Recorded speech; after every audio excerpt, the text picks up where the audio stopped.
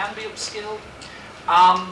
There was the notion about how, as a third sector, we can see ourselves as actually being useful, because obviously with the new notion of councillors as representing the community, that was always in many ways our biggest calling card. Hi, we're the voluntary community sector. If councillors are going to kind of occupy that space from now on, what is the space that we can occupy that's unique and still valuable and gives us that clout? And I suppose ultimately we've talked about how the network can involve people joining together, how we can spread information, how we can build on our knowledge. There's an awful lot more in the sort of statements we've written down here, and I could easily talk for another 10 minutes about a lot of what we covered. The first point where we started from, because the rest of the session would have been points that said no, was really should there be a network, and it was a resounding yes, basically. People want to believe in it, but there was a general feeling around this table that some of the larger voluntary organisations are sort of in a better position to represent the sector because they've got staff and resources where they can release staff to be part of the network. So I think people around the table were interested in representing it, but the organisation is so small or under so much pressure that they can't actually do that. Then we looked at potential issues with the new structure, and I think the first one was around delegate workload. People weren't sure how much elections would have to undertake, and whether an increased workload would once again mean people from smaller organisations couldn't actually be an active part in that. Although we did recognise there's varying levels of kind of involvement. There was an issue around the number of delegates, especially around the substitute, because a lot of people said, well, who's going to volunteer to be a substitute? So that kind of came up. Communication came up as an overarching factor, the fact that it has to work well both ways, but we also talked about being innovative when it comes to communication using new technologies, but bearing in mind not to forget the traditional technologies as well, so we're not actually leaving anybody out.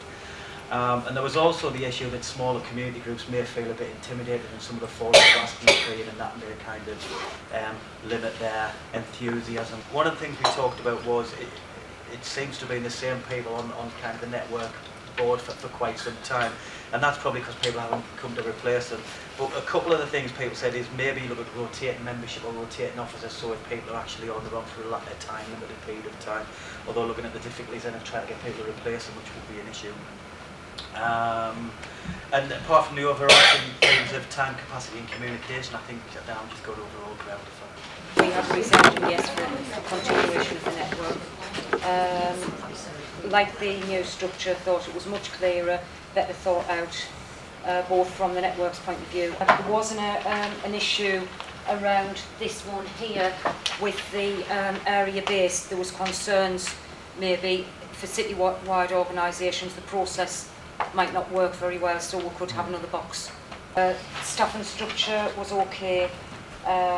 Need the coordinator and the development worker.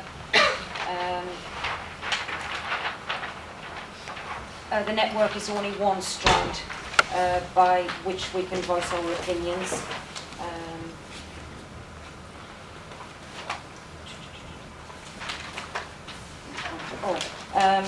Maybe a glossy brochure when we're restructured.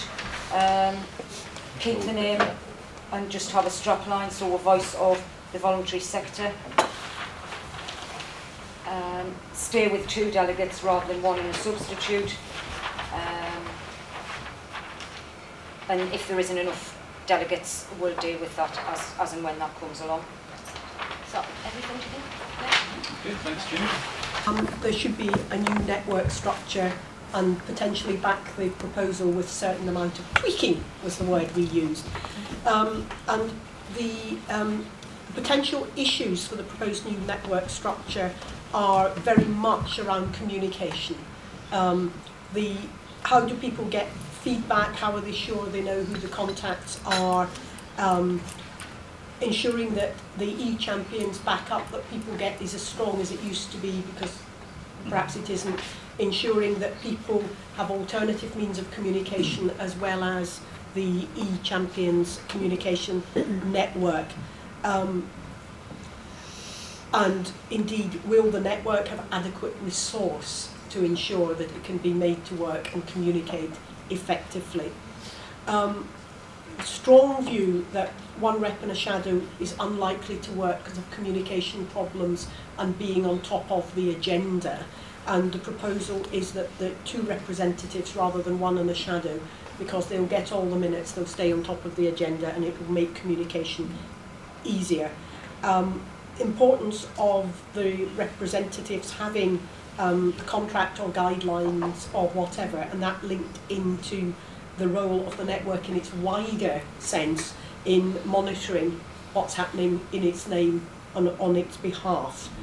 And I think last but by no means least, there's quite a lot of anxiety around our table about the local area arrangements, about people actually understanding them, and concerns that the fora in particular can be manipulated by 2 or 3 strong players in inverted commas, and there is a need for a strong developmental role for smaller groups to actually have the confidence to challenge. And where does that developmental role sit?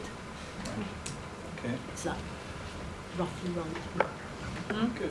Thank you for those points. Very interesting points. I've already got a flavour, but I'm going to actually ask you to vote now on the 2 options that we put forward. So first of all, can I ask you, are you in favour of option 1, which that there is no network? Anyone in favour of that option? Are you in favour of option 2, that we adopt this new structure, taking on board with all the comments that the people have said, and that we look at the delegates and those sorts of issues? Or anyone in favour of that second option? Anyone against it? No? Okay, well that's carried.